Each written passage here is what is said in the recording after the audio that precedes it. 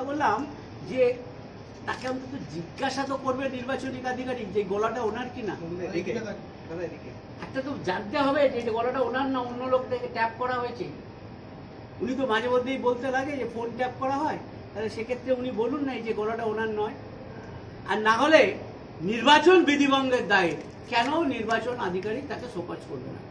দুটোর একটা তো হবে। আইদার উনি বলবেন যেটা আমার গলা নয়, ট্যাপ করা হয়েছে, আর না হয় বলবেন হ্যাঁ নির্বাচন বিধিভঙ্গের দায়ে আমার বিরুদ্ধে অভিযোগ দায়ের করা, এফআইআর হওয়া উচিত।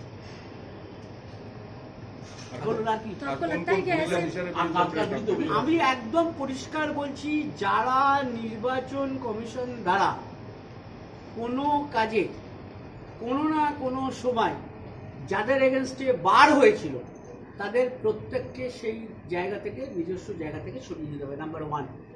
আর যারা বাই অ্যাকশন অ্যান্ড ডিড যারা প্রমাণ দিয়েছে তারা একটা বিশেষ রাজনৈতিক দলের সদস্য, তাদের সেই সেই জায়গা থেকে সরাতে হবে। আমি আবার বললাম, যে লোক by their action and deed নিজেদের প্রমাণ করেছে আমরা এই দলের লোক, তাদের নিশ্চিত করে কোনো পদে রেখে কোনো নির্বাচন করা যায়। এটা চিহ্নিত করবে কি করে যে দলের লোক? সেটা তো ফটো, এখন তার রিটেকের সুযোগ নেই, এখন সব ফটোগ্রাফ।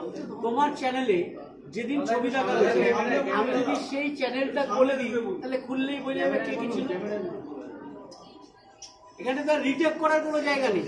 কিন্তু ওটা নিরাপত্তার স্বার্থে ছিল, তাই বলুন না যে কিসের নিরাপত্তা, কেন স্বার্থ, কি ব্যাপার, কি করতে গেছিলাম, কিসের নিরাপত্তার জন্য গেছিলাম, কি করতে গেছিলাম, এবং সেই মঞ্চে দাঁড়িয়ে কি বলা হয়েছিল সেইগুলোতে আমি পার্টি ছিলাম, সেগুলো তাকে জবাব দিতে হবে। মঞ্চে ওঠেননি এটাও বলা হয়েছিল, ছবিগুলো তো বলবে, সে তো সব টিভির ছবি ফুটেজ গুলো বলবে তারা মঞ্চে উঠেছিল না, মঞ্চে ছিল না, মঞ্চের বাইরে ছিল না, বসেছিল।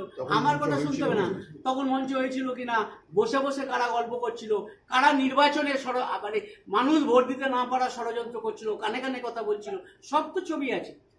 এখন তার রিটেক করার ব্যাপার নেই।